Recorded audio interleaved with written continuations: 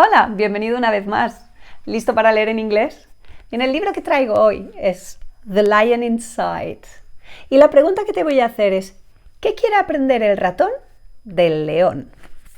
Bien, si tienes el cuento, te animo a que lo sigas con nosotros. Soy Mónica, bienvenido a Peque Books.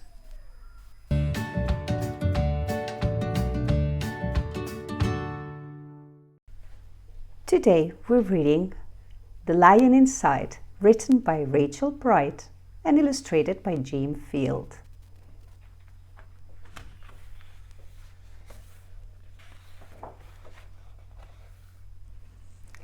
In a dry, dusty place where the sand sparkled gold, stood a mighty flat rock, old craggy and old.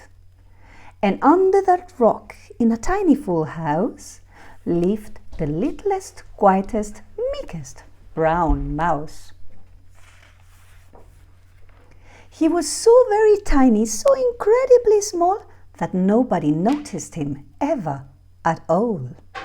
Hello?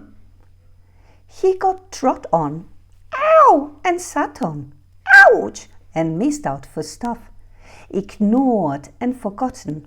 Yes, mouse life was tough.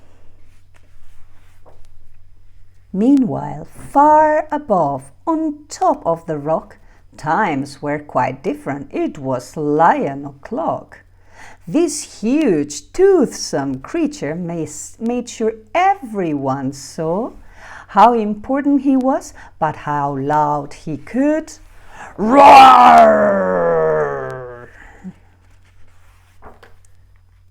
He was head of the pack. He was shouty and tough. He loved showing the crowd he was made of strong stuff. Yes, all were impressed by this mighty king cut. If only, thought the mouse, I could be more like that.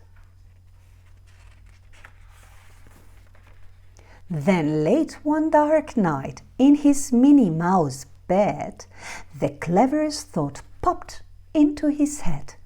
He jumped from the covers and held up a paw. I've got it, he said.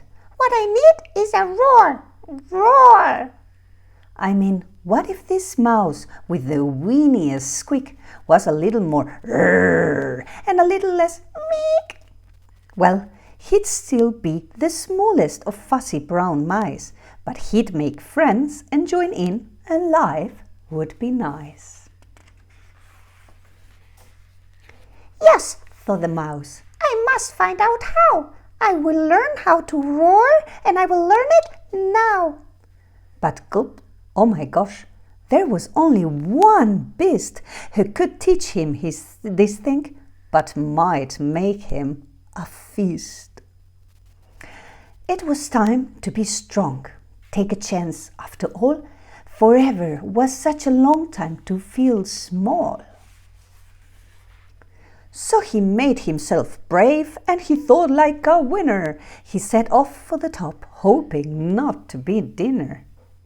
It felt like the scariest thing he could do, but if you want things to change, you first have to change you.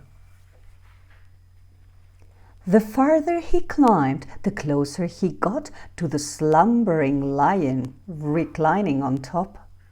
Then, at last, as he stood on his tippity toes, he found himself suddenly nose to nose. Gulp, pardon me. Wake up, Mr. Lion, you've got company. Squeak, Mr. Lion, what I've come to you for is, squeak, do you think you could teach me your roar? A silence befell that twinkling plain. Lion opened his eyes and puffed out his mane. Time slowed right down. Why, it felt like a week.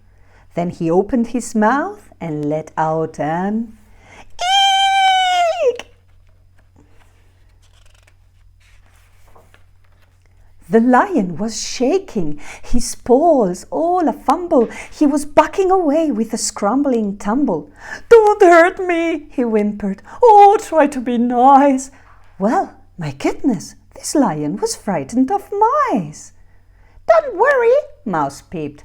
"I'm a friend, not a foe. Let's rock this together, we'll have fun, don't you know?" That was a magical moment for sure, when Mouse didn't feel at all small anymore. He had found his true voice and learned to speak out, and for that you don't need to roar or to shout. And from that day and always, the two were a pair. They both liked that rock better now that rock was to share. The mouse, while still little, felt big in his head. And Lion, he still roared, but with laughter instead. Ho, ho, ho, ho, ho, ho. Yes, that day they both learned that no matter your size, we all have a mouse and a lion inside.